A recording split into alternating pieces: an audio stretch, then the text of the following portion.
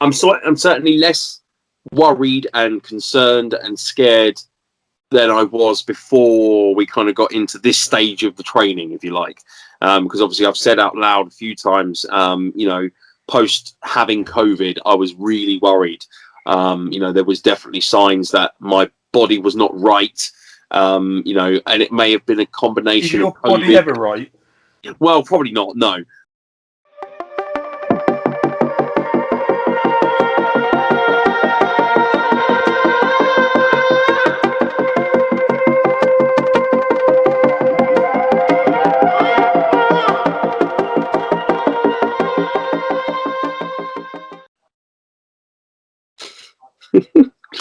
Three, two, one. Welcome to the Barbers Shop. This is season 3, episode 11. You are listening to the sultry sounds of the hairiest tag team in Britain. You are listening to the keyboard warrior Carl Atlas, joined as always by my bearded brethren, the mighty Mad Dog. And on this pod, we like to slam a topic into the barber's chair, take it to the razor's edge. We got some fresh stuff to talk about today, some very exciting news to drop on you all. But before we get into any of that, Mad Dog, tell the people, what have they got to do? You have got to subscribe. You have got to chop that like button, and you've got to drop kick the notification. You got to hit those buttons. Make sure you subscribe. Hit those notifications. You know what to do, everyone. Come on. Yeah, come on. We need the support. We need to get to that magic 100 on our YouTube channel. If you're listening to us on Spotify or any of the other audio outlets, thank you again for continued support. We do appreciate it. The numbers are going up, which is great, which means we're going to keep doing this. We're going to keep doing it anyway, whether the numbers go up or down, but we want them to go up. We want to see that keep rocketing up to the top. And we will, we'll do something special when we hit 100 subscribers. I don't know what yet. We'll think about it. We'll put our bearded brains together. We'll figure something out. We're getting close. We've got like 20 new subscribers this week. So we're now at 36. Thank you to everyone who's been sharing it around. We've got some couple of guys that always support us. And I'm not going to keep shouting out their names, but little rubs for because I know they listen to us. So, thank you, Zach. Thank you, Ant. Thank you, Martin. You guys are great. Thank you for sharing all our stuff. And Willie D and Jake and all those guys that are always sharing and liking our stuff. Cheers, guys. Yeah, we do appreciate it. We're very much so. So, what we're going to talk about tonight is we're going to do our usual kind of fat to fit thing. We're going to talk about what we've been doing in training. We're going to add on to that because we haven't just been in the gym. We've been in the wrestling gym. We've been in the ring. We've been taking bumps. We've been hitting them ropes. We've been trying to get back because... Yeah. And there might even be a highlighty reel coming up. I've been working on that today, this afternoon.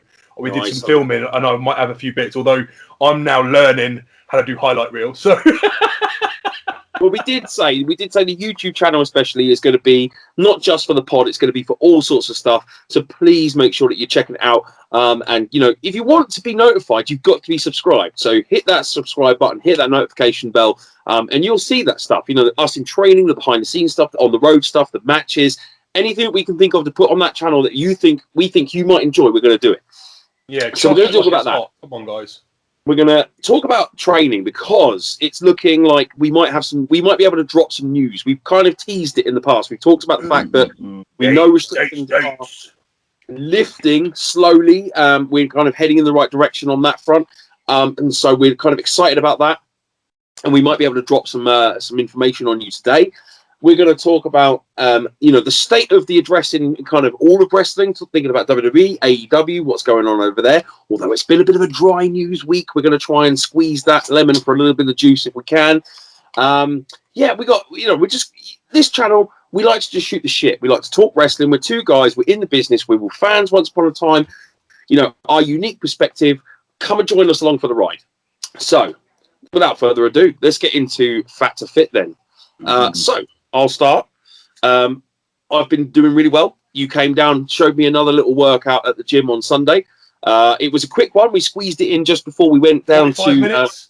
we squeezed it in just before we went down to the Quality Wrestling Academy. But it was 45 minutes of pretty much non-stop, trying to get a little bit of a pump going. People spend too long in the gym. People think that you've got to do 3 hours or 2 hours. You really don't, right? Volume is what is important. What you do, not how long you spend doing it, is what's actually important. Yes, rest is important, but getting your sets in, getting your reps in, That's what's important. You know, you could be in there for 3 hours. I know people that used to sit in the gym for 3 hours, but got fuck all done. Yeah.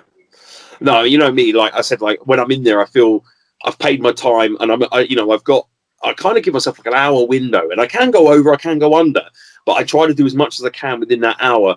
And again, I'm my focus at the moment, like I said last week, is to build stamina, to build, just condition, like actual functional strength, and kind of get myself back into a good kind of ring conditioning. So my mentality is that the more I'm moving without stopping, the closer I'm getting to replicating the intense kind of movement that we have to do inside a wrestling ring.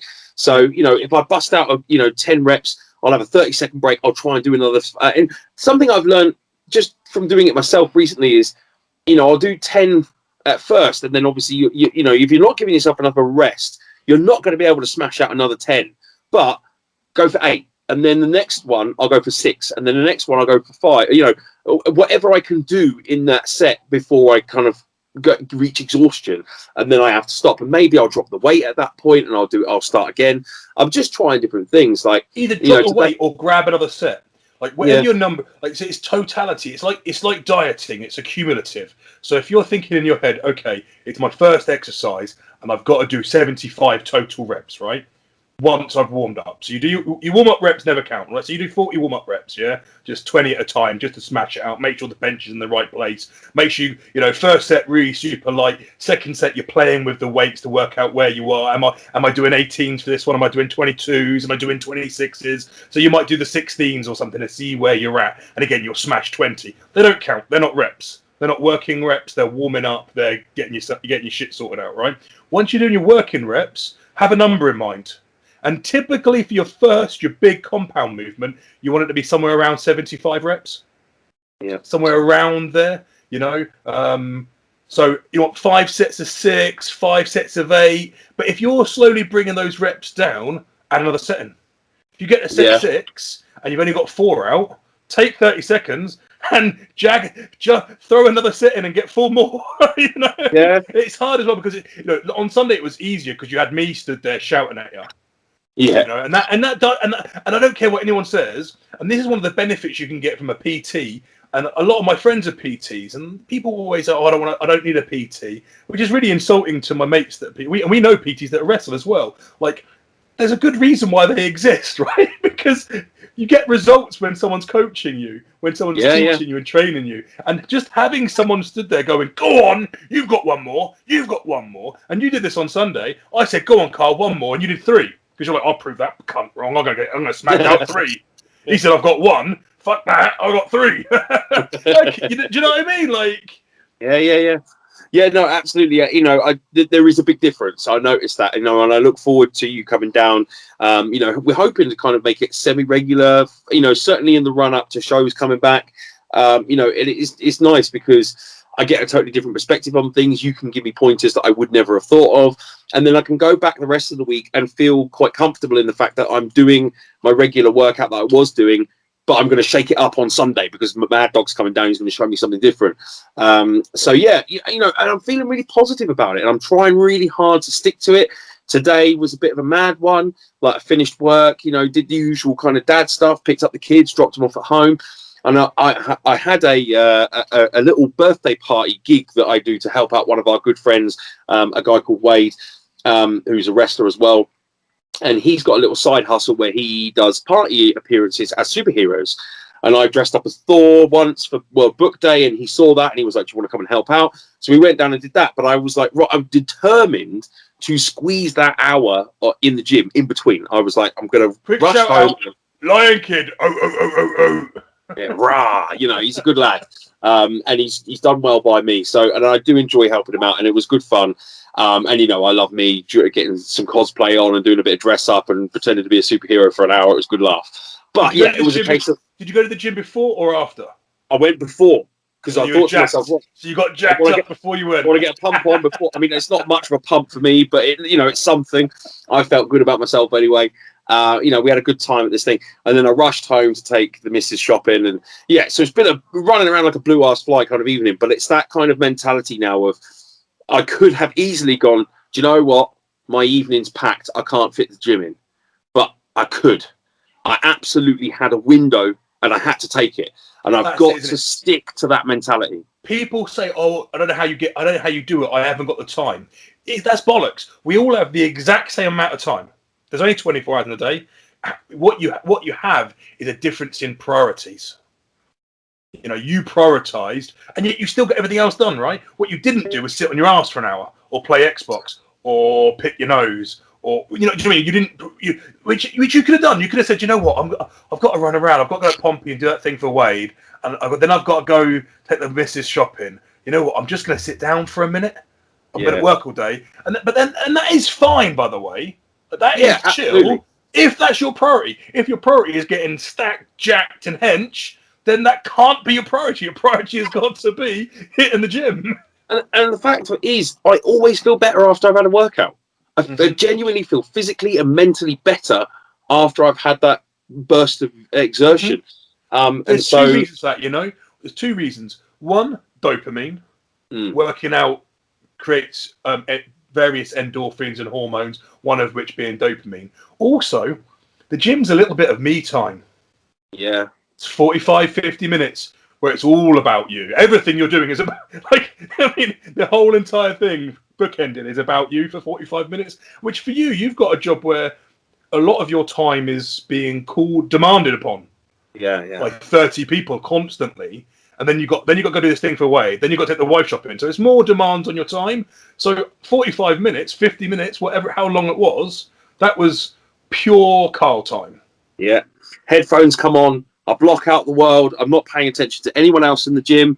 I'm just doing what I want to do. And I must say, actually, because I know that some people can be a little bit intimidated by the gym, and I get it. And there are some gyms that are definitely, I think, geared more towards guys that are, pure bodybuilders, like the real hardcore athletes.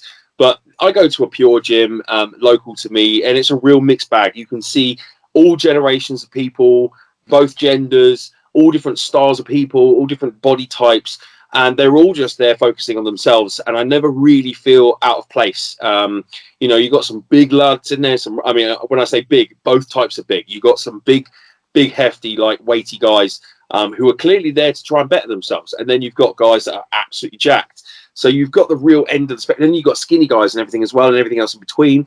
So, and I kind of like that. I kind of like that environment. I feel like, nobody needs to try and fit in because everyone's different. And it's really nice. And I kind of like that. And as I said, everyone's keeping to themselves. It's partly because of COVID, because you've got to have your own little spaces. But I get the impression. Gyms have done it right, though. And I have only been to like 2 commercial gyms since lockdown kicked off. But most gyms seem to have got it sussed. Yeah. I think it's really good the way that they've got sign in. You can see how many people are in the gym. There has been one occasion where I've looked and I've gone, God, it's rammed in there. And I know I won't be able to get the weights that I want, or I won't be able to get the machine that I want. And I've gone, I'll go later. And I kind of like that I have that. I don't have the potluck of turn up and then. It's a shame it's taken lockdown for gyms to put that in, because I've always thought that was I've always thought, if they just said, there's no, if there was an app that said there's no benches, there's no machines, there's no squat, because sometimes you go in and you wander around, you're like, okay, there's no bench. Okay, is there a rack? No, there's no rack. Is there a Smith? No, there's no Smith. And you walk around and then you end up on something and you're like, well, I'm not meant to be doing shoulders today, but the shoulder machine's free. So I'm here. I might as well sit and do it. And I hate that because I'm a stickler for my discipline and for my routines, and I want to be able to go in and I want to be able to do what I want. I want to be able to, I'm doing this. That's what I want to do. Get out of my way. You know what I mean? Yeah. I mean, I'm at the moment not set on a routine. I quite like just going in there and I'll look at what's open. And I've been fortunate when I go, there's quite a lot open. So I've got freedom of choice. Today they've got a lot of kit there, man. For a little gym, they got a lot of kit squeezed in there, man. Yeah. And, I went in today and I went, do you know what? I think I'm going to give the chest a rest. I'm going to give shoulders a rest. I'm going to focus on just buys and tries. I'm going to try and do my arms. And there was plenty there for me to play with. And you said to me the other day, it doesn't matter about the time. I feel like I've got my money's worth and I've been successful in the gym if I've got a good pump on. If I feel like I've pumped up a little bit. And I certainly felt like that, you know, and it's one of those things with arms, isn't it? When you're in the moment, you're like, God, blimey, that's massive. And shortly after, it shrinks back to its normal size. But in that moment, I had that gratification of looking down as I'm lifting at my bicep and thinking, yeah, I put in some effort today. And me, I like to finish on the elliptical. I've said that before. On the cross trainer, I believe it's got a nice full body workout. It's a really nice kind of cool down after lifting some weights, and it's great for cardio for me because it's soft on the knees. And I did 25 minutes today, which is not my best. I'm aiming to get up to about 30 or 40. I've going after a workout. Yeah, I've done 30, and I've kind of said to myself, oh, it'd be nice if I could just do 5 extra minutes. I was pushed for time today. I might have used that as an excuse to kind of bow out at 20-25, but it was still a bit of cardio. So I'm pleased with that. Yeah, man. And then you said you kind of hit something big on the old cardio list as well recently. You kind of did something a bit different. Well, I took the bike out yesterday, so I've been jogging and running every morning. Anyone that follows me on Facebook or Instagram will see that I put stupid dawn pics up because I go up at crack of dawn at the moment. That's my new routine, and I go straight out the house, walk left, and I've got a park. You've been on this walk with me. I do this after, so I do a walk after. After I work out, I do a 10-minute walk. Just something I picked up from Theo Bjornsson. That's something that he does at the end of his workouts or after he eats. He just goes for a walk. And someone said to him, well, where'd you go? He went, well, I walk 5 minutes left. I turn around and I walk 5 minutes back. It doesn't matter where I'm not going to a place. I'm just physically moving for 5 minutes and physically coming back. And I'm too big to run. And I'm a bit like that. I'm still very heavy. And running hurts my joints and hurts my ankles and my knees and what have you. Prolonged running, that is. So I go up to the park. I walk up to the park. I hang a left and I walk and I jog through the park on the gravel path. And there's a bit of a hill. So I go up the hill. I go round. I come back down. And it's about 3.5, 4 kilometres all told. Yeah. Takes me far too long, in all honesty. It takes me about 25 minutes, which is probably too long for 3 or 4K. But like I said, I mostly walk. Yesterday, I decided to take the bike out. I thought, you know what? I fancy doing something a bit more vigorous for a little bit longer. I don't fancy running for an hour, but I'll take the bike out. So I got my bike out the garage, put my helmet on. It was like 6:25, 6:15 or something. I got home about 7 o'clock. So I literally just turned left and rode away from my house for 20 minutes. Turned around and I rode back. I didn't ride back the exact same way. I kind of looped round, and I was chuffed and annoyed because I got back, and I took one stop when when my alarm went on my phone. My 20-minute alarm went. I stopped to see where I was because I live in the middle of the countryside almost, and I'm going down country roads. I'm like, where the fuck am I? Okay, I know where I am. I'm near West End. I'll hang a left, go down that road. I'll come out in Hedge End, then I can use the main road to get home. I should be home in 15, 20 minutes. And sure enough, I was. And I got to the end of that, and I had my app running, giving me like my distance and my time and what have you. And it was 9.8. It was 9.8K. I was like, oh, do I just do like an extra 100 meters, turn around and come back just to hit the 10K? Or do I just make sure I go an extra 100 meters next time? Yeah. But it was that gives you something to hit next time, though. It was good. A lot of uphill. And again, I don't ride very fast. I don't do much. I don't do most things very fast, to be honest. But it was a lot of uphill. How I could go uphill the whole way and come home uphill, I don't know. It seems like a special treat just for me. I could do the entire thing uphill. Because surely, my philosophy is when you're going uphill, eventually you've got to come back down. Right? What goes up must come down. Yeah. I was slogging it uphill the entire time. Again, like we say all the time, there's nothing we can do really that replicates the cardio that is required in a ring. It's totally different. But you raising that heart rate, get a sweat on, you're breathing heavy, or any of that. Things that get close, though. There are things that get close. Spinning comes close. Shuttle running, beat tests, circuits, anything where you're up and down. Yeah. Anything where your heart rate is taken to the limit, and then suddenly you're given a rest, and you've got to then take some time out, and then up again, then down again, then up again. And like you said, there's nothing that fully replicates it. There are a couple of things you can do, though. If you can't get in the ring and you need to get ring fit, find a spin class. Yeah. Go hill walking. You know, I mean, ultimately, I think anything has got to have some kind of positive impact. I mean, certainly, I've only been back training in the ring for what, 2 or 3 sessions now. Yeah, 2 weeks. And I'm noticing improvements all the time. And I'm this certainly Sunday just gone, right? We got through our warm up. We got through all our first week. We were kind of gassing and had to take a break. This week we did all our rolls, all our bumps, and went straight into a drill. No break. Straight into nationals. I'm certainly less worried and concerned and scared than I was before we kind of got into this stage of the training, if you like. Because obviously I've said out loud a few times, post having COVID, I was really worried. There was definitely signs that my body was not right. And it may have been a combination of COVID. Is your body ever right? Well, probably not, no. But, it could have been a combination of inactivity due to lockdown. It could have been a combination of that and COVID and everything else. Whatever it was, I knew my fitness was off. It was, there was things that I was getting out of breath doing that I should not have been getting out of breath doing.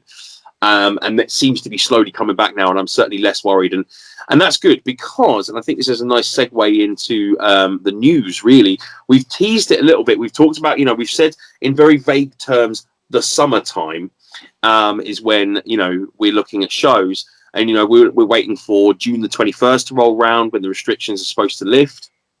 We've kind of put in the caveat a few times of like, we'll see, because it could go one way or another. I still think there is an element of we got to wait and see a little bit, but the news is all pointing in the right direction. Then, everything is looking good. The numbers are good. New cases and associated deaths are low, right? They've really dropped out. And I think all of us were kind of, if we're all honest, when lockdown ended at Easter, I think we all thought it'll be 2 weeks and then we'll see all the numbers skyrocket again. Because that's what's happened the last 3 times, isn't it? We have a lockdown, we come out, it continues to drop off, and then suddenly it just screams up. And I think we've all been just sat there waiting a little bit, like, when's the bubble going to burst? Like, when's Boris going to ruin our fun and tell us, sorry guys, you're back in your boxes? It could still happen. I mean, it's so unpredictable, isn't it? But as I said, the trajectory looks good. The numbers look good. The news is good. Little things like I saw a couple of nurses post on their Instagram a photo of Manchester's hospital COVID ICU unit is empty for the first time in over a year. Wow. And Manchester's a big city. And that's awesome. So, and it was really heartwarming because we all know how hard those nurses and doctors have been worked. There's all good signs, positive signs. So on that front, I think it's time for us to actually announce that there are some dates. They've been announced.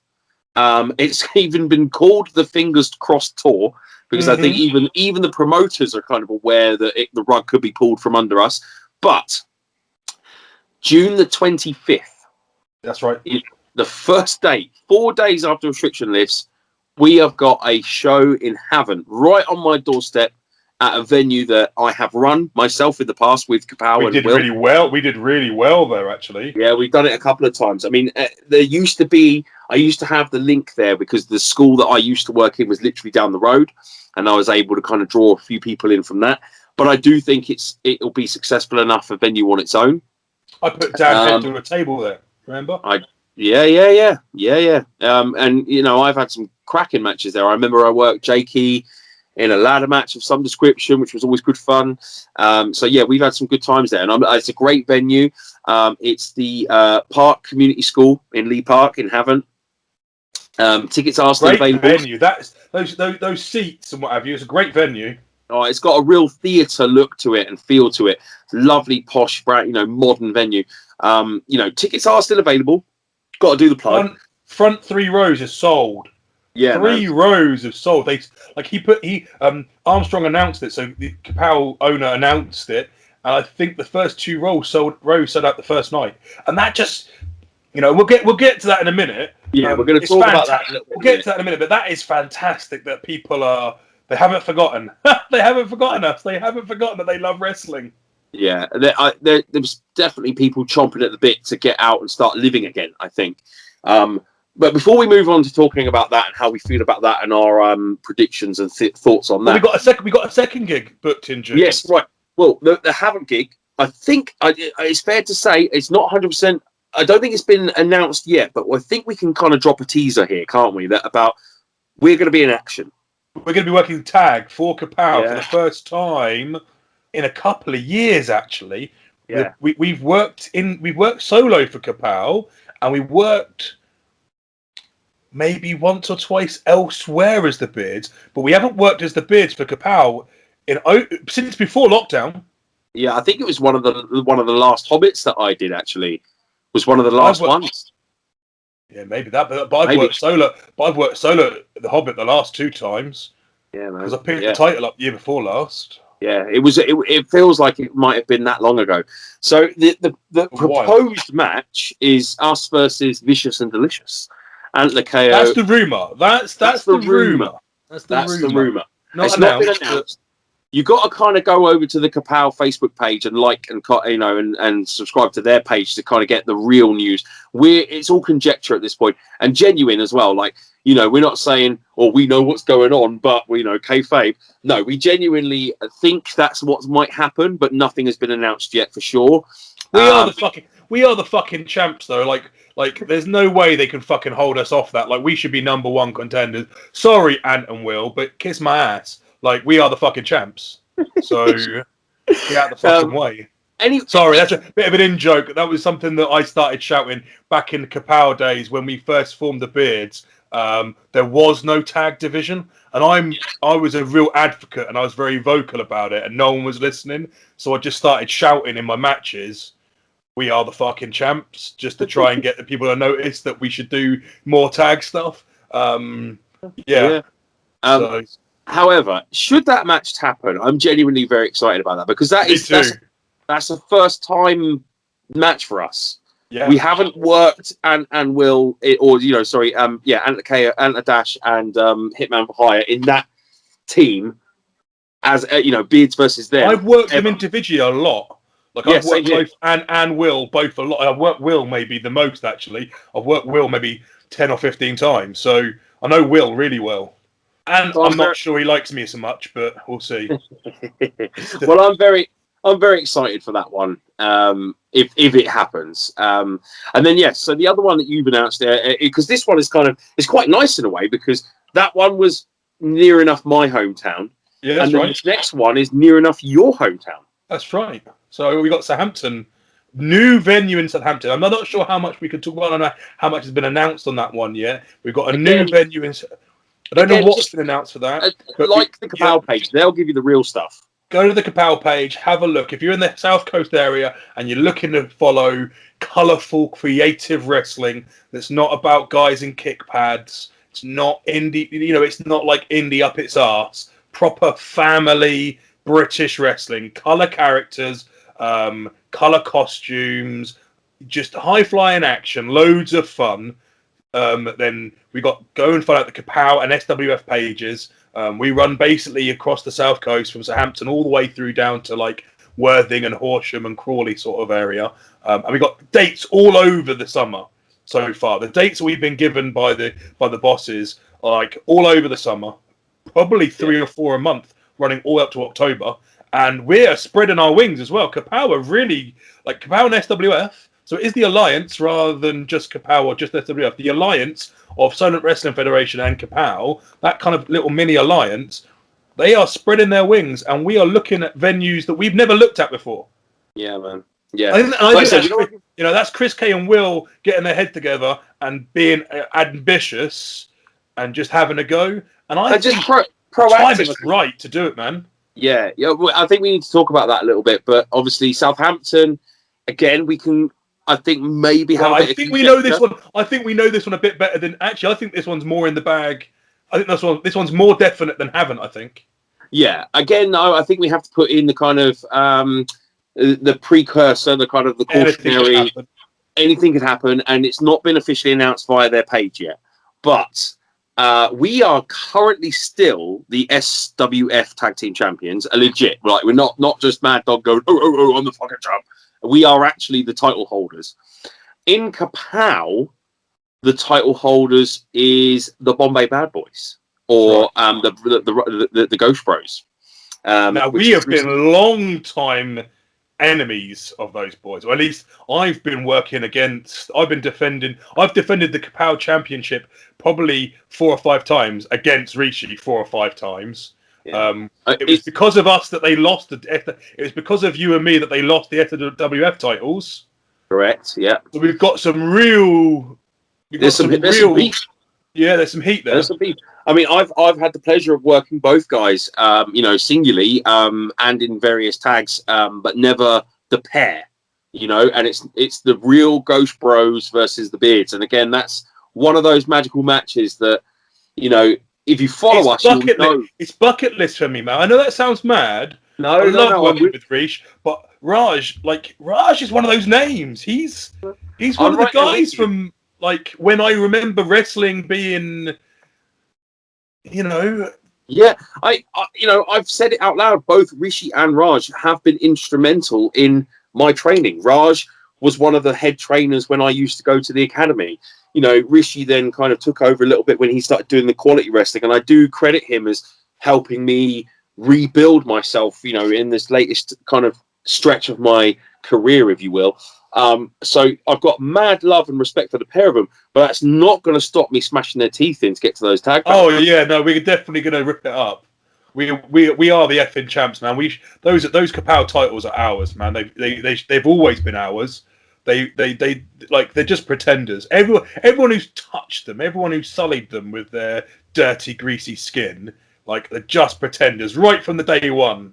Right from day one, the Heartbreakers, Miller and Buff, they're just wannabes. They want to be the champs. They want to be the tag champs. They're just not classy enough. I don't know if this is. It's a bit fave, guys. I actually love everyone I've just mentioned, but at the same time, I actually got there is a little bit of real heat there for me because I work so hard, and then I feel like I kind of had the wind sucked out my sails on that one a little bit. I'm going to go a little bit even deeper than that, bro. Like, there's a genuine to win those belts with you would feel like validation, retribution a little bit, maybe. I don't know if you are aware of this, but I have never held a title in Kapow. Never. I've never been in contention for the hero weight title or the heavyweight belt, whatever it's called. I've never been in contention for the tag team titles. Because you're a decent promoter who doesn't feel the need to put the belt on himself. And that's not a dig at anyone. It's just a fact, isn't it? You see tin pot promotions that insist on dropping the belt on themselves, and that's fine if there's a reason for that. But often it's because there's no good reason for it, and you never foresaw the need to just, I'm the promoter, I'm going to hold the championship. Like, there's been a window of time though there where before I took my ball and went home, but after I stopped running the shows, where something could have happened and it never did, and so genuinely there's a real personal kind of not being a belt mark, not being a mark for the business at all. I want those belts and I want to hold them with you because I know that we can represent that division and that both those promotions, SWF and Kapow. And again, no slight on anyone else. I love everyone that's held the belts and is currently in contention for them. But I know that you and I will do a bang up job of promoting both of those promotions and those belts. All favour aside, I've always thought that it's a great honour, but it's also a really big responsibility. Like, it's now your job. I'm the hero weight champ at Kapow, right? And it doesn't, in the grand scheme of things, it's television. It's like it's storyline. It's just a work, right? In the grand scheme of things, I'm not a champion of anything in the sense of I haven't won anything. It's not a real competition, right? But I did work really hard. There's a reason why. People say, "Oh, yeah, it's not a real competition," but people that get chosen to be the belt holder, there's often a lot more that's going on behind the scenes, in front of the audiences and the crowds. a lot of it is about trusting that person that they show up on time. They always look the business. They don't stink the place up. They work really hard with the crowd. You know, and I've always made a point as the champ, the belt comes first.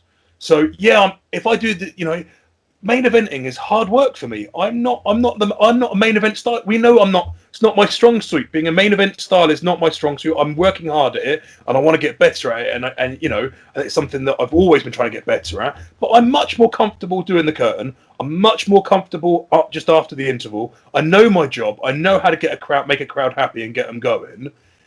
Sending them home happy, I'm not quite sure if I've got that down pat yet, which is why I want to constantly work on that.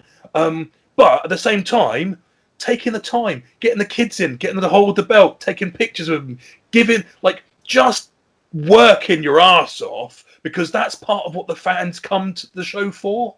Absolutely. So even though you're hanging out your ass and you're knackered and you're sweating and you might be bleeding, and all you want to do is go backstage and have a wipe down and catch your breath and talk to the lads and ask everyone, how was that spot and how was this? That's what's in your mind. Instead, you stand there in the middle and you invite people in for pictures. You hop down to the outside and you shake the kids' hands and you walk around and you spend 40 minutes, you know, working the room, even though you've just spent 20 minutes working a match. And then you also do that on your social media. You know, my belt's always hanging up in my gym. Whenever I take gym pictures, you'll always see the belt hanging in the background. Yeah, always. Man. Made a point of that. You know, so yeah, there's more to, like you said, it's more to being a belt holder than like a wishy-washy ambition of belt marking. It's more just like, I can really promote and support and push forward the promotion I'm working with. Yeah. It's that pat on the back, isn't it? It's that kind of it's a gold star, isn't it? It's a recognition of you know, you're a solid hand. We trust you to lead this particular part of the show. And you know, I don't think it's braggadocious. It might be a little bit, but I'm not like that. People that know me know that I'm not particularly kind of self promoting and self-centered like that. But I genuinely, this time round, have just got this feeling in my pit of my stomach that I know that if we're given the opportunity, we will run with it and we'll do well. So yeah, I'm really excited, man. It's genuinely, like, as I said, the closer we get to it now, it's, you know, we're talking what, a month, maybe two max, and we're there. And you know, it feels real for the first time. That finish line has always been, you know, kind of a mirage in the distance of like, we know it's there, but I can't touch it and it's too far away to reach. But now it feels close enough to touch. And that has got me lit up. I'm fired up. Like, you know, I'm working hard in the gym. I'm working hard. I'm not, you know, we've booked more time at Rishi's down at QWA. We're going to carry on with that. We're going to keep posting stuff to the social medias about that. I've got a great little group as well. It's worth saying, you know, like, if you're a wrestler and you're looking down the barrel of starting again in June, speak to your compadre, speak to your mates, get a small group of you know, not newbies, not beginners, not people that you can lord it over or people that want to train. Like, get hold of some guys that you know can do the job, that can work, can bump, know the spots, know sequences, that will, you know, get guys that are better than you, get guys that, and get a small group together, book some time in someone's ring, and just put some time in, you know, like, together. And we've even gone back to basics. Like, we've run, and I think we're going to keep doing it as well. Like, we've booked out 2 hours a week down at the ring. First hour, we're running the ropes. We're doing forward rolls, backward rolls, sideways rolls. We're doing back bumps, front bump. We're doing all the basic bumps. We're doing some basic drills. We're working through international spots just to get the juices flowing. Remind the body. Yeah, I mean, it doesn't matter what stage of the game you're at. It never hurts to brush up on those fundamentals. You know, even simple things like shooting a headlock on side headlock on someone. You know, we're in there with Jakey, and Jakey's got fantastic form in terms of his stance and the way that he moves around the ring. When he puts a headlock on, it's snug, but it's not stiff. You know, and there's just things like that, and it's, like you said, it's to get in there with someone that's either as good or better than you, and you kind of, it reminds you. You think you're going to forget it all, but it comes back like riding a bike. But I do think you're right. I think if you were in there with someone awkward or not quite up to par yet, it's not going to come flooding back as quickly or as smoothly as you'd like. Yeah, so, and that's not me having a go at people, and that's not me having a go at beginners. I'm not, you know, and you know me, I love working with beginners. I love teaching people and helping the juniors and all that sort of stuff. But there needs to be a space, and I've always said this: you need a space where experienced, advanced, intermediate guys can just work together solidly. You know, Yes. and that's why you want to keep. We said this on Sunday, didn't we? Like we were all gassing. We did like 40 minutes, and we were all like breathing hard, and everyone was like, "We've only done like 40 minutes," and then you pointed out, "But there's only 4 of us. There's just 4 of us." And we've just run the ropes. We've just done bups. We've just done this, and every time we've just rattled on to the next thing. A bit like when we were in the gym at the hour before. We were just like boom, boom, boom, boom, boom, boom, boom. In a group session, you know, if it's a good night for that particular training center, you could be at the back of the queue with 20 guys or girls even. You might get 15 minutes in the ring total. Exactly. And you're grateful for it. And don't get me wrong, it's all productive time, but it's different. It is a different class when it's just a few of you and you're all maximizing the time that you've got. Anyway, talking of maximizing the time you've got, I think we've got to maximize this summer. This summer has got to be like really maximal effort from the business in general, and I think it will be as well. Everyone is up in their games, and there's going to be so many shows. But I am fearful there's going to be so many shows in a real short burst. Yeah, we always like you can kill a territory, and if everyone's working everywhere straight away, which they will be, it's going to get to September, and we're going to have a real. I'm really worried that we're going to have a really slow fall and a real slow Christmas because everyone's going to be like, "Well, I went to wrestling 3 times in the summer, and I'm done with that shit right now." Yeah, and we foreshadowed this earlier. We said we wanted to kind of talk about, you know, how our feelings about it. The floodgates are going to open. They are going to open. People are chomping at the bit to come back to real life, and they're desperate to get out to these live events and all the things that they've missed over the last year and a half, whatever it's been. And I do think that there will be a surge, and I think the summer is it. I think the summer is going to be hot, you know, literally and figuratively. I think it's going to be so hot for wrestling. But it's been a tough year financially for everyone. They may have just saved up enough pocket money because they can't go on holiday over the summer. They can't go abroad at the moment. Well, not unlikely anyway. So they're going to go out and they're going to make the most of it in their own country, in their own towns. They're going to go out and see shows. They're going to go and attend things. But then the Christmas pinch is going to come and people are going to go, I'm still financially recovering from COVID. And I've just spent a load of money going to shows and things over the summer to keep the kids happy. Now I've got to squeeze the purse strings a little bit, tighten them up, because it's Christmas around the corner and I've got to make sure that there's presents under the tree and turkey on the table. Also, how many times do you do these things? As a fact, you know, like I said earlier on when I was giving Kapow a shout out and saying people should check us out, like, we're a family product, and a lot of British wrestling is family product rather than indie product. They're obviously the big boys at the top, Progress and Rise and PCW and Rev Pro. Okay, different audiences for the most part. I know they do their smaller camp shows and they do have their family shows, but their online presence, their streaming service, and their big shows is a completely different market, right? To what most of us are doing, you know. And how many times do you go to the pantomime? I'm a dad. I've got kids. I take my kids to the pantomime once. How many times do you take them to the cinema? I haven't tried it. I did it 1 year ago, and I haven't tried again because it was disastrous because they're little. But you know what I mean? How many times do you go to the cinema? Once. How many times do you go to Paulton's Park? Once. How many times do you go to Alton Tower? Once. You know, how many times do you go to the wrestling? Maybe twice. You know? Yeah. If it comes, if it hits your territory, if it hits your patch, and you go and you like it, then maybe when it comes somewhere nearby and you see the poster, you might travel. But for our sort of level, people aren't going to travel more than 5 to 10 miles, right? It's not. Yeah. We're not WWE. We're not putting on a show at the O2. Yeah, and this is where I hope the Kapow SWF formula that they seem to be tracking, where they're not just sticking to one small plot of land, they're starting to spread the wings. I hope that pays dividends for them because it means that, you know, they're attracting different audiences. They're going to different territories, different towns. It's great for us as workers, right? Because we can experiment and do new things. Yeah. I'm not looking to be negative. I'm not looking to crap on any of it. I'm genuinely excited about all of it.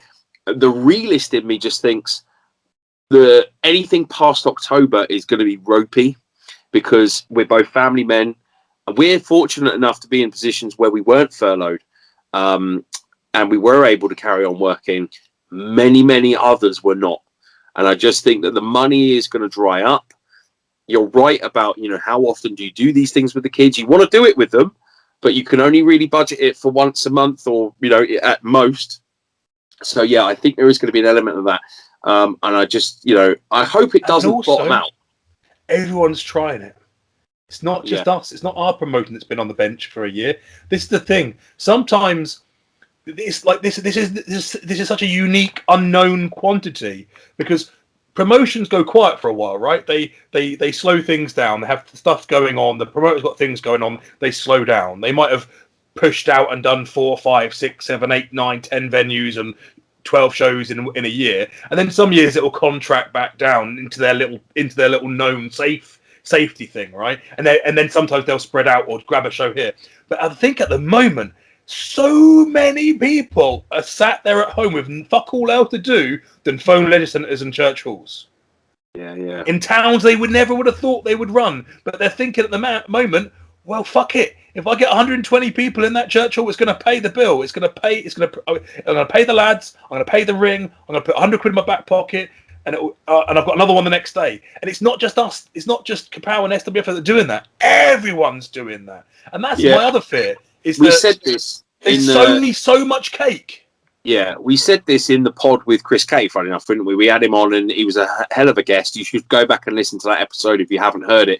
But we said that, exactly that there's going to be a flood and so many different promotions are going to try it. And we said then that we hope that what will happen is that eventually we'll sort the wheat from the chaff, and some of those promotions will go, do you know what, this wasn't as lucrative as I thought and I can't be bothered with it anymore, and they'll fall by the wayside. But I do think there's going to be a period of they'll drop off, and it'll be a gradual until things go back to some sort of normality. But anyway, it's exciting times, man. We should probably quickly finish off with just maybe a little bit of current news, talking about, because we were going to talk about what's going on in the state of the E, and I said that it's been a slow news week. There's probably one or two things that we should talk about, though, before we sign off for this episode. So the big thing, obviously, is recently, and we talked about this before, the big releases. There was 10 people released. It was a bit of a shocker. And there's been a few that are notable and talk worthy, but the big one was Samoa Joe.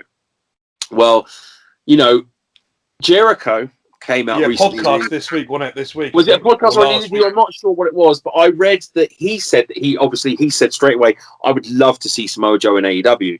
But he let the cat out of the bag a little bit, if people weren't aware, that a lot of those people that were released have got a 3-month no compete clause. So they can't go anywhere or do anything for at least 3 months since they've been released. There's obviously a bit of a cooling off period there that WWE likes to have built into their contracts. But Samoa Joe and AEW, what do you think about that as a possible? I'm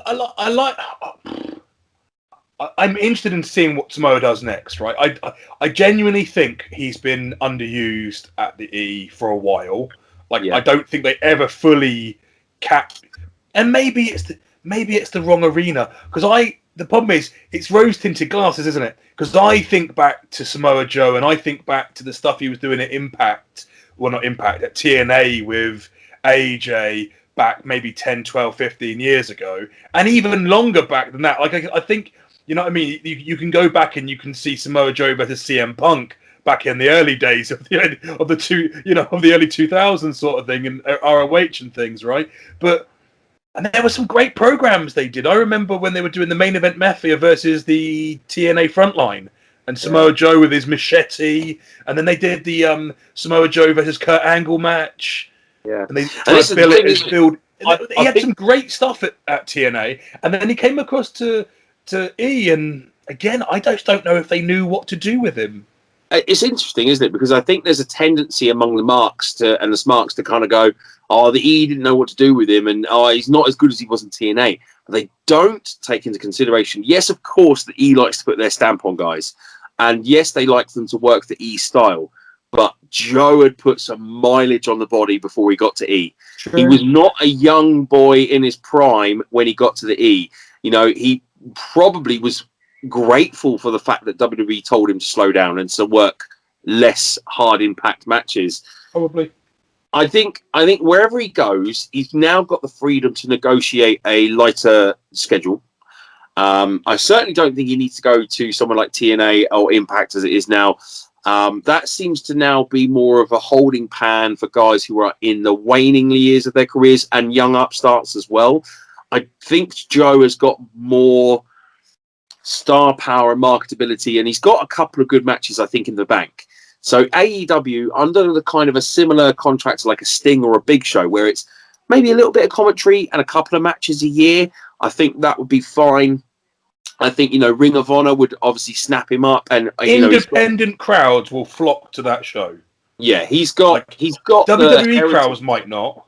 WWE crowds might not. You might put him on a post, and WWE crowds might not give a shit, right? But you said your heritage. You put him on an indie poster. Yeah.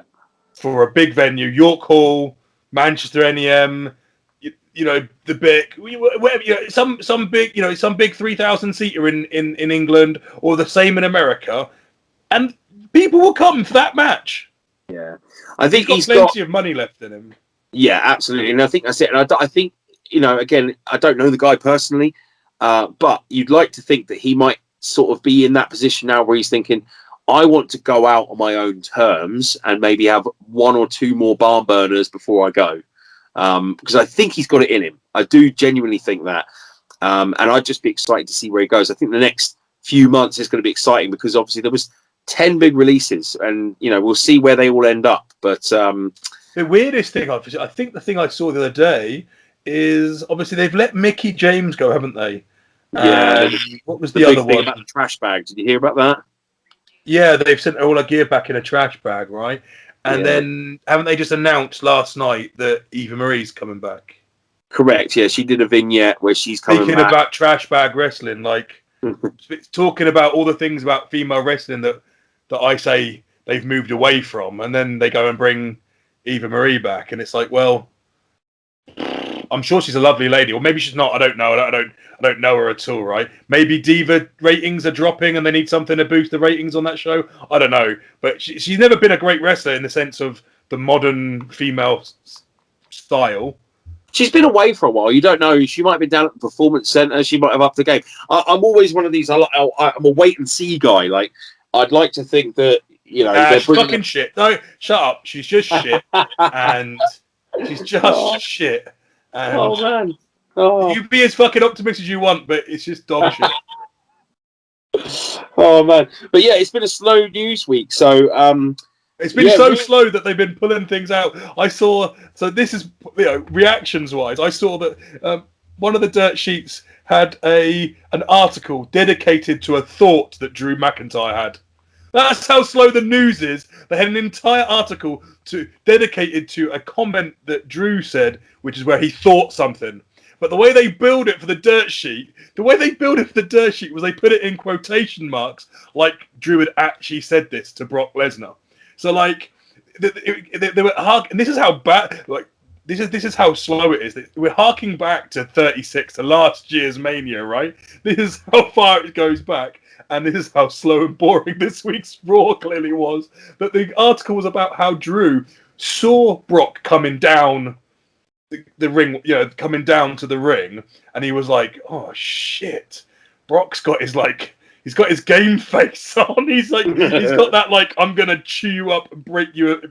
And Drew just thought in his head, if he tries anything on with me, I'm gonna drop him, right?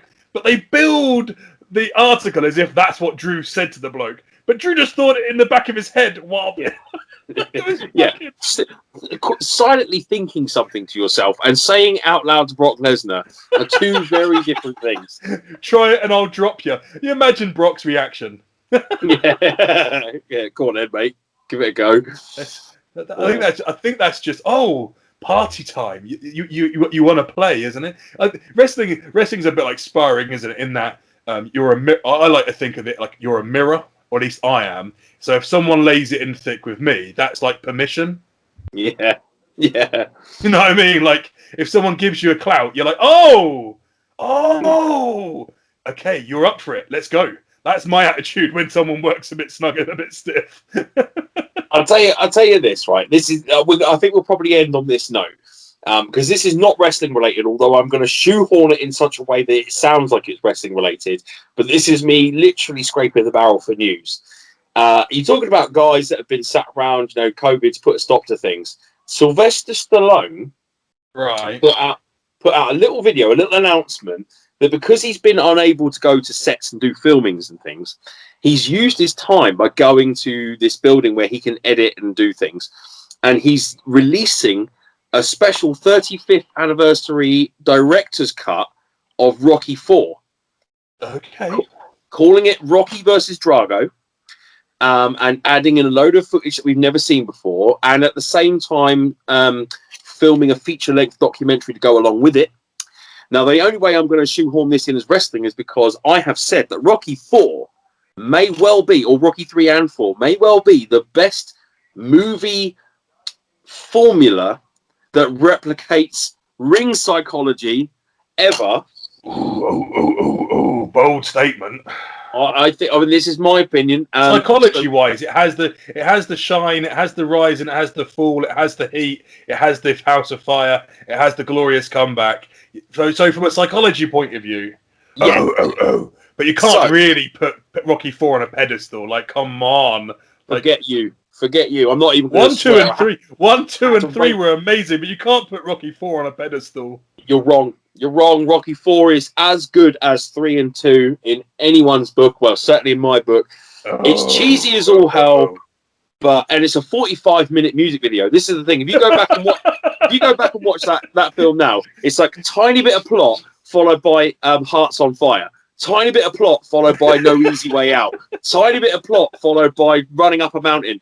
It's just a training montage for 45 minutes, but it's glorious in its cheesiness. Every movie needs a montage. Yeah. Well, if he's doing a director's cut and he's adding more plot into it, it may well end up being as good as 3 and 2. You never know. Before we go away, though, did you see that the Green Arrow is doing a wrestling series? Yes, Heels. Yes. And it looks really good. It looks amazing. But I think I agree. Did you see Kev commented? And Kev said, "Hey, it's Steve, isn't it? Steve Emil?" Yeah. He was like, if you want to wrestle, I'm sure the E will book you. Yeah. if you're that keen on being in the business, I'm sure maybe you'll make more money doing this show. I guess he probably will. I think he did do an appearance for AEW. He did Mania. He did Mania, didn't he? He did Mania, he did SummerSlam. He did SummerSlam. That's right. And then I'm pretty sure he also did an appearance for AEW. But yeah, it looks good. Athletically, he's got the look, hasn't he? He's got the look. I've seen CM Punk comment on it because he's been creatively involved in it as well. Okay. I think it has got quite a few boys in it that we would recognise. Maybe that's right. Okay, here we go. Because this could be a topic for a pod, right? Because we've also got Young Rock, which I wasn't interested in until I started seeing some trailers for it with Sheik talking to The Rock's mum. Mm-hmm. And there was some funny stuff in there, man.